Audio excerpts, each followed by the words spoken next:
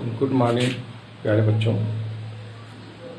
अब तक हम लोगों ने आव्यूह में बहुत सारी चीज़ों की जानकारी ले ली है। जैसे आव्यूह किस प्रकार का होता है, आव्यूह किस प्रकार से लिखते हैं, क्या कोटि होती है, क्या स्तंभ होते हैं, क्या उनकी पंक्तियाँ होती हैं, किस किस प्रकार के आव्यूह होते हैं, आदि आदि के बारे में हम लोगों ने जानकारी ले ली है। आव्यूहों का जोड़ कैसे करते हैं, आव्यूहों का गुणा कैसे करते हैं। इसके बाद हम लोगों ने आव्यूह पर प्रारंभिक संक्रिया के बारे में भी पिछले कक्षा में हम लोगों ने चर्चा की है। आज हम लोग देखते हैं कि एक व्युत्क्रमणीय आव्यूह क्या होता है। यहाँ पर आपके लिए बोर्ड पे लिखा हुआ व्युत्क्रमणीय आव्यूह। आज हम लोग इसी के बारे में चर्चा करेंगे। परिभाषा लिखी हुई है, यदि ए आव्यूह ए आई जे एम कोटि का। अब अभी तक देखिए, जो भी आव्यूह लिखा जाता था उसे एम क्रॉस एन या एम क्रॉस एम। अब यहाँ पर एक वर्ग आव्यूह लिया गया है, तो हम एम क्रॉस एम लिखने के बजाय हम सीधे एम लिख रहे हैं कि यदि आव्यूह ए बराबर ए आई जे एम कोटि का एक वर्ग आव्यूह है, और यदि एक अन्य आव्यूह बी का अस्तित्व इस प्रकार है, एक अन्य आव्यूह बी का अस्तित्व इस प्रकार है कि ए बी माने A into B is equal to B into A is equal to I प्राप्त हो जाए, तो B को A का व्युत्क्रम आव्यूह कहते हैं और इसे A इनवर्स से निरूपित करते हैं।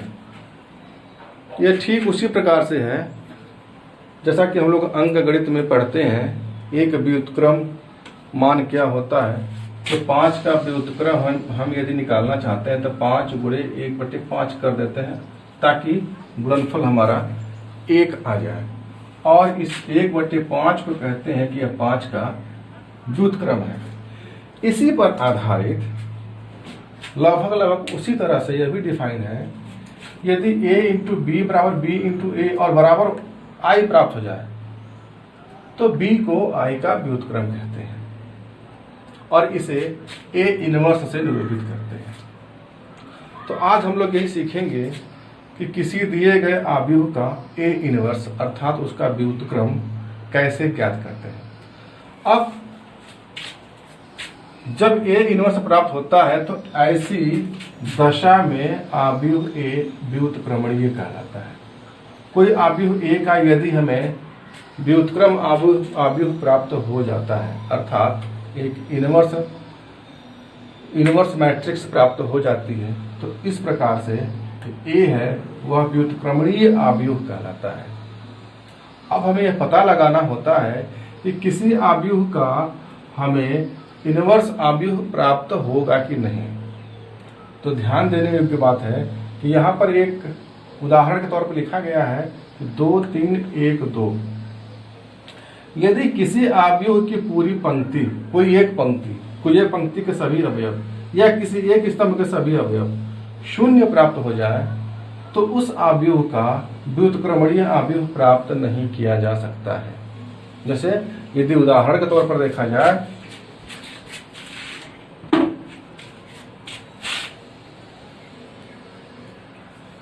यदि 0 0 2 5 इस तरह से यदि कोई आव्यूह प्राप्त होता है जिसकी किसी एक पंक्ति के सारे अवयव 0 हो जाए तो उस आव्यूह का व्युत्क्रमणीय आव्यूह नहीं प्राप्त किया जा सकता है। इसको हम लोग अगले अध्याय में भी जानकारी प्राप्त करेंगे।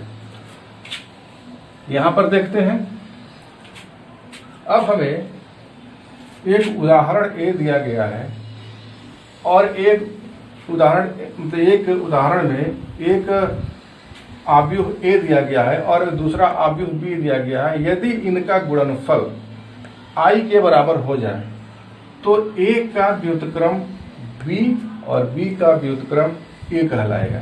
देखते हैं क्या इन दोनों आव्यूहों का गुणनफल i आता है।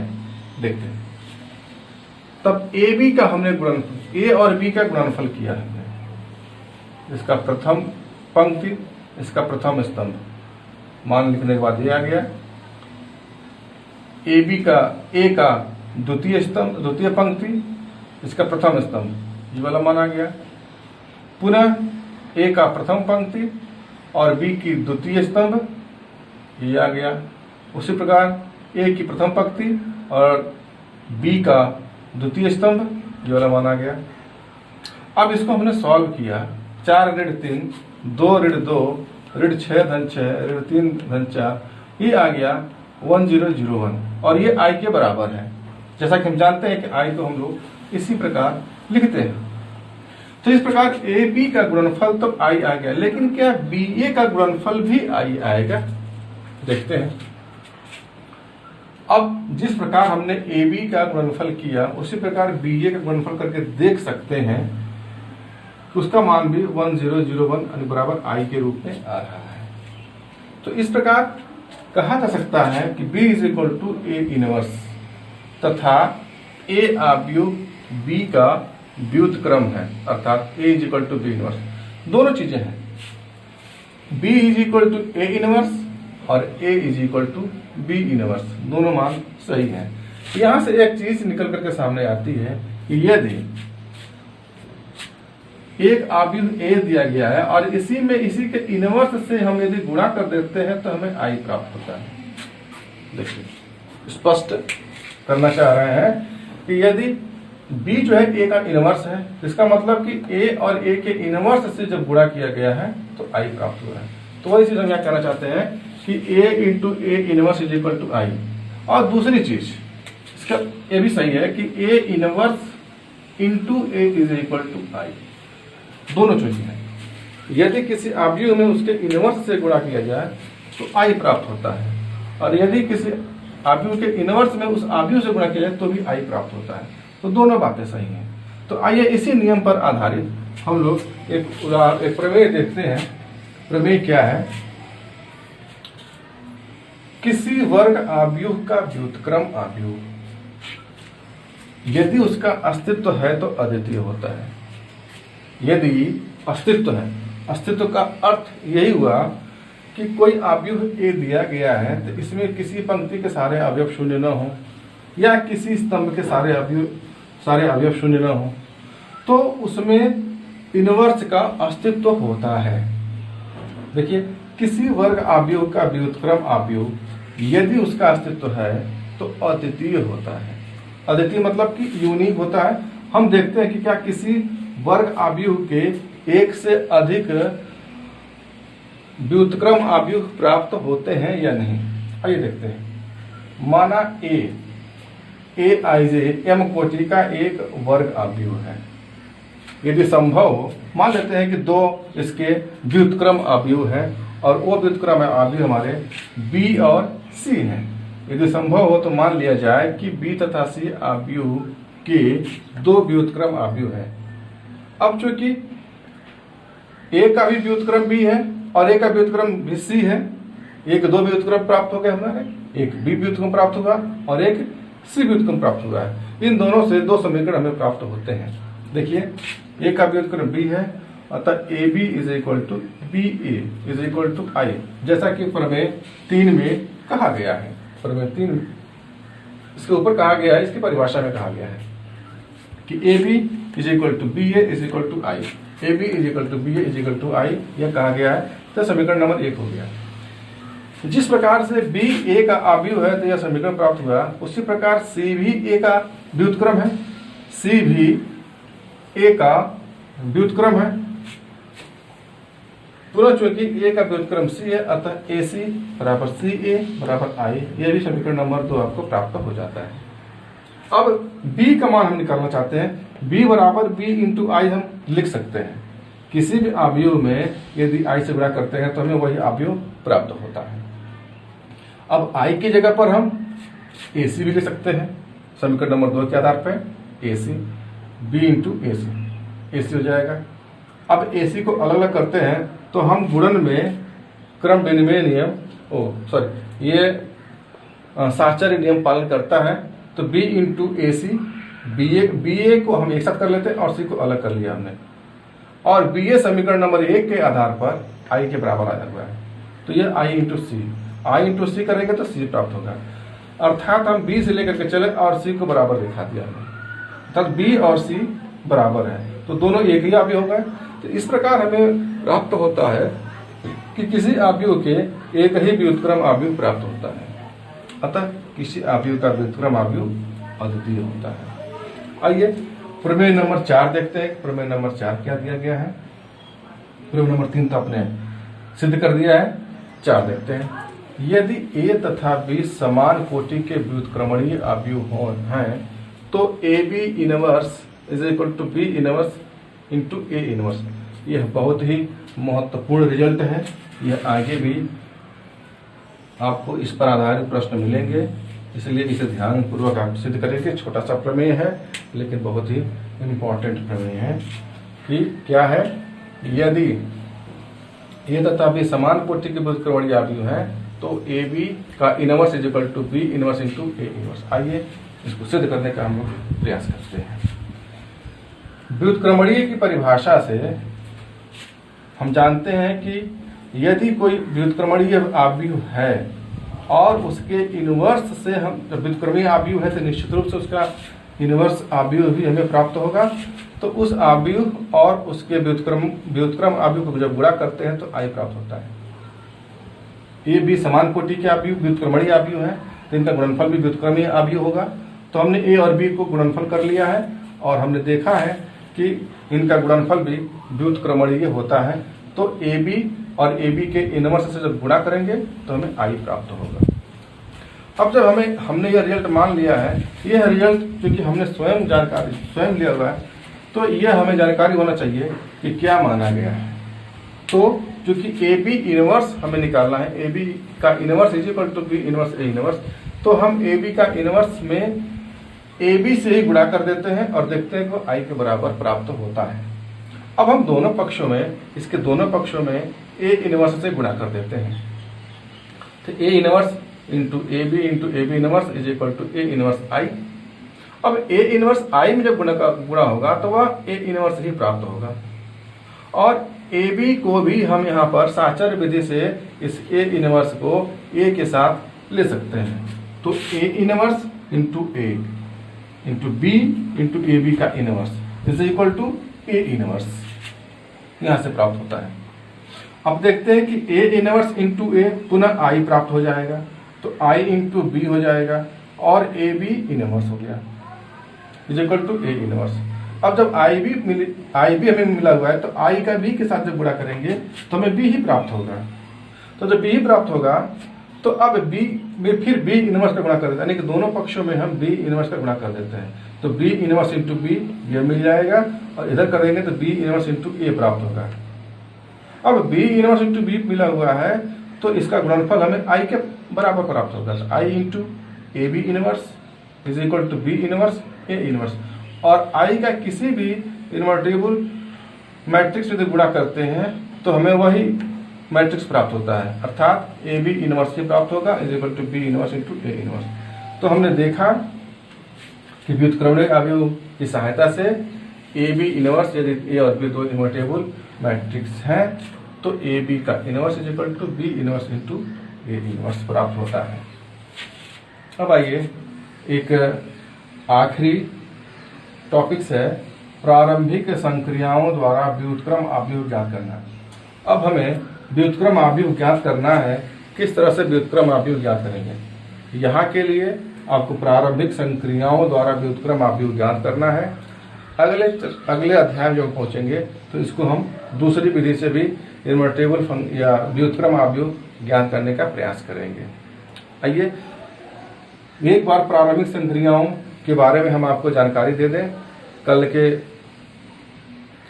के वीडियो में हम लोगों ने देखा था कि अवयव की प्रारंभिक संक्रियाएं कौन कौन सी होती हैं। तो कुल मिलाकर के 6 संक्रियाएं होती हैं, जिसमें से 3 संक्रियाएं पंक्तियों पर होती हैं और 3 संक्रियाएं स्तंभों पर होती हैं। जैसे कि यदि पंक्तियों की बात करें तो हम R1 को रिप्लेस कर सकते हैं। यदि यहाँ पर यह R1 है, ये यदि R1 है तो R1 को रिप्लेस कर सकते हैं R2 से, यानी इसको ऊपर ले जा सकते हैं और ऊपर को नीचे ले सकते हैं। एक संक्रिया ये हम जानते हैं। उसी प्रकार अगर स्तंभ है तो स्तंभों में भी परिवर्तन कर सकते हैं। एक और R1 किसी एक स्तंभ में यदि किसी अदिश राशि से गुणा किया जाए तो उस आव्यूह के मान पर कोई परिवर्तन नहीं होता है। अर्थात यदि R1 में यदि हम k से गुणा कर देते हैं तो k × R1 इसके सभी अवयवों में गुणा हो जाता है। और उसी प्रकार स्तंभ के लिए भी काम है कि किसी स्तंभ में यदि किसी अदिश राशि से गुणा किया जाता है तो उसके मान में कोई परिवर्तन नहीं होता है। तीसरी संक्रिया हम लोग जानते हैं कि किसी एक आव्यूह को बदल दिया जाता है, रिप्लेस किया जा सकता है उस आव्यूह में किसी दूसरे आव्यूह में किसी अदिश राशि का गुणा करके। यदि R2 में हम k का गुणा करके R1 में जोड़ देते हैं तो R1 जो रिप्लेस होता है तो उसके मान में कोई परिवर्तन नहीं होता है। ये तीन नियम जो है मूलभूत नियम है। तीन चूंकि पंक्तियों पर लागू होते हैं, तीन स्तंभों पर लागू होते हैं, तो कुल 6 नियम मिला करके बनते हैं। तो यहाँ पर प्रारंभिक संक्रियाओं तो किसी एक संक्रिया लेते हैं, या तो आप पंक्तियों पर संक्रिया लीजिए या तो स्तंभों पर संक्रिया लीजिए। उसमें 3 होते हैं, उनमें से किसी मानों को लेकर के हम जो है व्युत्क्रम आव्यूह निकालने का प्रयास करते हैं। आइए देखते हैं। थोड़ा सा यह कठिन प्रतीत होता है। हमने यहाँ पर छोटे से उदाहरण को लिया हुआ है। यह दो कोटि का वर्ग आव्यूह है। हम इसे 3 कोटि के वर्ग आव्यूह पर, 4 कोटि के वर्ग आव्यूह पर लागू कर सकते हैं। आइए 2 कोटि के आव्यूह पर लागू करके देखते हैं। उसके बाद आप प्रयास कीजिए 3 कोटि के आव्यूह पर किस प्रकार से लागू किया जाएगा। देखते हैं। उदाहरण लिया गया इसके लिए, प्रारंभिक संक्रियाओं के प्रयोग द्वारा आव्यूह a बराबर 1 2 2 का व्युत्क्रम आव्यूह ज्ञात कीजिए। देखते हैं। ये दिया गया है प्रारंभिक पंक्ति संक्रियाओं के लिए a = i हम ले रहे हैं। अगर हम पंक्ति संक्रियाओं को ले रहे हैं तो a = i लेंगे, और यदि हम स्तंभ के लिए लेते हैं तो a = ai ले लीजिए। a = ai लेकर के काम करेंगे। और यदि हम पंक्ति के ले रहे हैं तो a = ia लेकर के काम करेंगे। आइए देखते हैं। 1 2 2 ऋण 1। अब a के लिए दिया गया आव्यूह 1 2 2 ऋण 1, और i के लिए हम जानते हैं कि 1 0 0 1 और इंटू a आव्यूह पुनः दिया गया है। हम इस a में कोई परिवर्तन नहीं करेंगे। जो भी परिवर्तन करना होगा कि i में इसको परिवर्तन करने के बाद, और हम इस प्रकार से करेंगे कि इस a में कोई परिवर्तन नहीं हो रहा है तो a हमारा स्थिर है, और इसमें किसी आव्यूह से गुणा करेंगे, इस आव्यूह से गुणा करेंगे तो हमें यहाँ पर i प्राप्त होना चाहिए। तब जो यहाँ पर मान प्राप्त होगा वह a इनवर्स होगा, क्योंकि हम जानते हैं कि a इनवर्स × a = i। तो यहाँ पर जो भी आव्यूह आएगा इसी आव्यूह में परिवर्तन करके ले आना है। और जो शुरुआत का जो आव्यूह है 1 2 2 1, इससे हम कोशिश करेंगे कि वह आव्यूह i प्राप्त हो, यानी कि इस तरह से मान में प्राप्त हो i 1 0 0 1। हमारा प्रयास ये होगा कि जो संक्रियाएं हैं उसके माध्यम से यहाँ पर 1, यहाँ पर 0, या फिर 0, या फिर यहाँ पर 1 प्राप्त करने का प्रयास करें। तो यहाँ पर 1 पहले से दिया गया है, एक मान हमें प्राप्त हो गया है। यहाँ पे -1 है तो इसको हमको 1 में बदलना है। यहाँ पर 2 है और यहाँ पर भी 2 है, इन्हें 0 में बदलना होगा। तो देखते हैं। सबसे पहले या तो इसको 0 बदलें या तो इसको 0 बदलें। हम यह प्रयास करते हैं कि इसे 0 बदलते हैं। हाँ, शर्त यह है कि आपको पंक्ति की संक्रिया लेनी है। तो यदि हम इसमें देखिए क्या किया गया, 0 तो आया है, लेकिन क्या किया गया है कि R2 को रिप्लेस किया गया। इस R2 को रिप्लेस किया गया है। इस R2 को कैसे रिप्लेस किया गया है कि R2 में से 2 R1 को घटाया गया है, यानी कि R1 में 2 का गुणा कर दिया गया है और उसे R2 में से घटा दिया गया है। तो जब 2 का गुणा इसमें कर देंगे तो 2 आएगा, और 2 में से 2 जा 0, और 2 दूना 4, 4 1 में से 4 घटेगा, ऋण 1 में से 4 घटेगा तो ऋण 5 आएगा। तो इस तरीके से R2 में R2 हमने रिप्लेस कर दिया है। R2 माइनस R1 की सहायता से हमने R2 को रिप्लेस किया हुआ है, और यहाँ पर हमें प्राप्त मान हो गया है 1 0 2 ऋण 5। और उसी प्रकार इधर भी हमें मान को परिवर्तन जिस प्रकार हमने इधर 2 का गुणा करके R2 में 2 का गुणा करके R1 में से घटाया गया है, R2 में से R1 में घटाया गया है, R1 में 2 का गुणा करके R2 में से घटाया गया है, उसी प्रकार जो दाहिना पक्ष का जो आव्यूह है उसमें भी R1 में 2 का गुणा करके उसको R2 में से घटाएंगे। तो वह काम जब यहाँ पर करेंगे तो 1 0 तो स्थिर रहेगा, हमें चूंकि R2 ही रिप्लेस करना है, तो 2 का गुणा करेंगे इसमें से और 0 में से घटाएंगे तो ऋण 2 प्राप्त हो जाएगा। और यहाँ पर 0 है, इसमें 0 का 2 का गुणा करेंगे तो 0 ही आएगा और 1 में से घटाएंगे तो 1 ही आएगा, तो 1 हो जाएगा और इंटू 1। इस प्रकार से पहली संक्रिया हमारी पूर्ण हो गई। R2 को हमने रिप्लेस किया R2 माइनस R1 की सहायता से। अब हमें और दूसरा प्रयास करना होगा कि यहाँ पर चूंकि आ गया है -5 को 1 रखना है, तो हम 1 रखने का प्रयास करते हैं ताकि ये और ये मान हमारे पास प्राप्त हो जाए और ये छोटा भी हो जाएगा। तो यदि हम -5 से भाग देते हैं, यदि इस R2 में -5 से भाग दे देंगे तो यहाँ पर तो 0 ही प्राप्त होगा, लेकिन यहाँ पर 1 प्राप्त हो जाएगा, तो एक मान हमें और प्राप्त हो जाएगा। तो हम क्या करते हैं कि R2 को रिप्लेस करते हैं ऋण 1/5 से गुणा करके। तो देखिए जब इधर हमने गुणा किया तो 1 2 तो स्थिर रह गया, जब इसमें हमने जब गुणा किया ऋण 1/5 से तो यहाँ पर 0 और यहाँ पर 1 आ गया, तो 1 प्राप्त हो गया। और वही काम इधर भी करना होगा, तो 1 और 0 तो स्थिर रहेगा, 1 और 2 R2 को रिप्लेस किया गया है। कहीं कुछ दिक्कत महसूस हो रही है?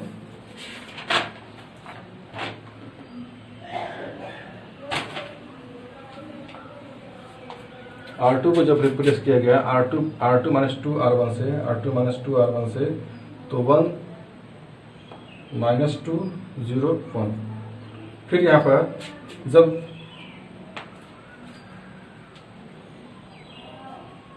यहाँ पर हमने गलत लिख दिया है, ये होगा आपका 2 0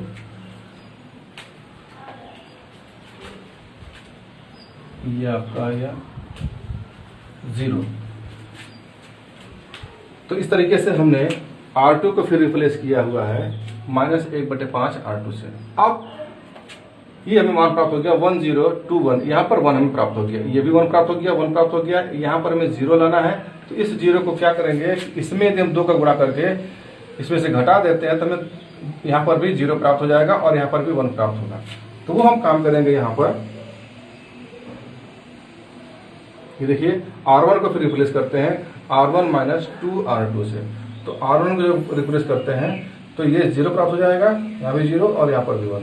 और सेम टू सेम जब यहाँ पर हम वो संक्रिया करेंगे तो यहाँ पे 1/5 मिलेगा, यहाँ पर 2/5 मिलेगा, यहाँ पर 2/5 और यहाँ पर ऋण 1/5।